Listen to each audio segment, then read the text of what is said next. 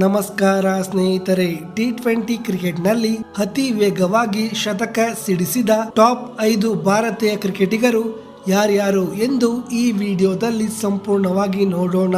ಹೀಗಾಗಿ ವಿಡಿಯೋಗೊಂದು ಲೈಕ್ ಮಾಡಿ. ಹೌದು ಸ್ನೇಹಿತರೆ, ಟಿ20 ಕ್ರಿಕೆಟ್ ನಲ್ಲಿ ಅತಿ ವೇಗವಾಗಿ ಶತಕ ಸಿಡಿಸಿದವರ ಪಟ್ಟಿಯಲ್ಲಿ ಟಾಪ್ 5ರಲ್ಲಿ ಕಾಣಿಸಿಕೊಂಡಿರುವ ಭಾರತೀಯ ಕ್ರಿಕೆಟಿಗ ಟಿ20 ತಂಡದ ನಾಯಕ ಸೂರ್ಯಕುಮಾರ್ ಯಾದವ್. ಇವರು ಶ್ರೀಲಂಕಾದ ವಿರುದ್ಧ ಕೇವಲ 45 ಬಾಲ್ಗಳಲ್ಲಿ ಶತಕವನ್ನ ಬಾರಿಸಿದರು.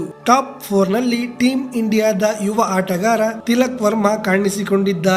ಇವರು ಸೌತ್ ಆಫ್ರಿಕಾದ ವಿರುದ್ಧ ಟಿ20 ಪಂದ್ಯ ಒಂದರಲ್ಲಿ 41 ಬಾಲ್ಗಳಿಗೆ ಶತಕವನ್ನ ದಾಖಲಿಸಿದರು. ಇನ್ನು ಟಿ20 ಕ್ರಿಕೆಟ್ ನಲ್ಲಿ ಅತಿ ವೇಗವಾಗಿ ಶತಕ ಸಿಡಿಸಿದವರ ಪಟ್ಟಿಯಲ್ಲಿ ಟಾಪ್ 3ನಲ್ಲಿ ಕಾಣಿಸಿಕೊಂಡಿರುವ ಆಟಗಾರ ಭಾರತ ತಂಡದ ಯುವ ವಿಕೆಟ್ ಕೀಪರ್ ಸಂಜು ಸ್ಯಾಮ್ಸಂಗ್.